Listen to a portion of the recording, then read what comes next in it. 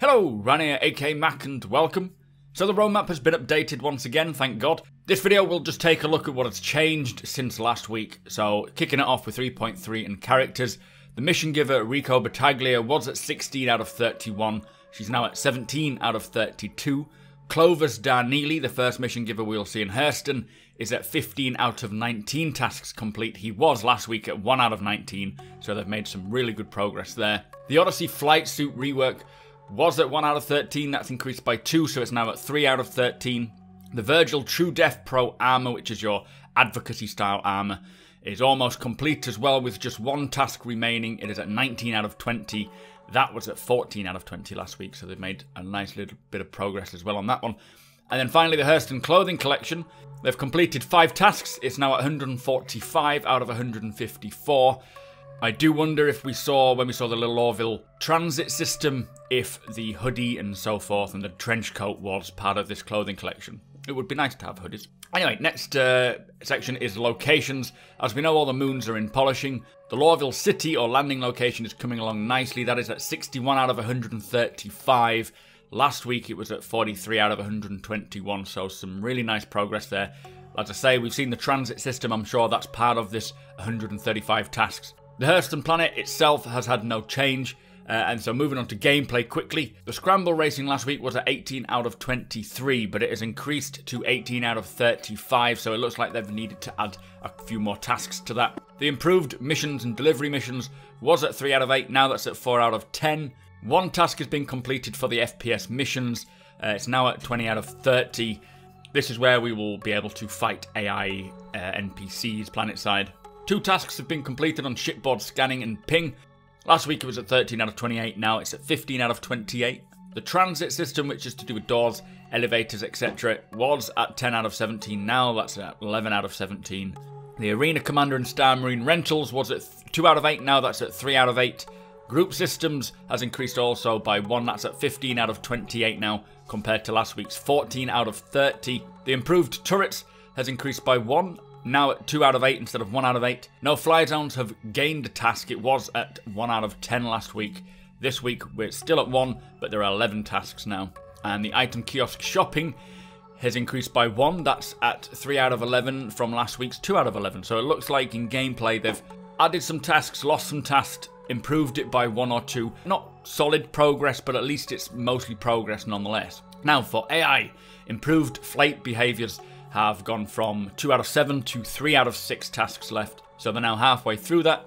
FPS movement smoothing, so making the AI move a little smoother, is now at 9 out of 14 from last week's 7 out of 14. AI first reaction, so how they respond to you initially, is at 13 out of 20 from last week's 11 out of 20.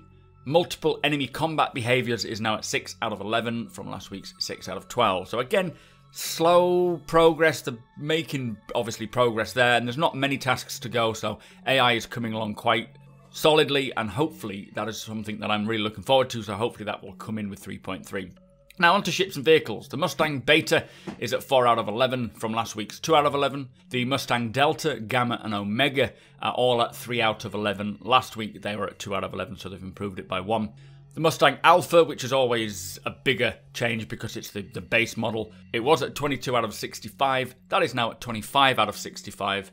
The Hammerhead has improved by 10. It's now at 55 out of 112, so they are making good progress there. Still a long way to go, but I know a lot of people that are excited for that. And then the Tumbrel Cyclone variant, the AA is at 2 out of 36, the RC is at 3 out of 11, and the RN is also at 3 out of 11. Again, just one task completed on all those variants. Now on to weapons. The Castak Arms Kana, they made some good progress there. It's at 16 out of 28 compared to last week's 8 out of 28. The Hurston Dominance series is now at 5 out of 23. That's increased by 2 tasks. Hurston's Attrition series is at 7 out of 29 from last week's 4 out of 29. So core tech for 3.3, Voip and Foip, which we saw on ATV recently, is at 12 out of 38. Last week it was 11 out of 45, so it sounds like they've dropped a lot of tasks and obviously completed one.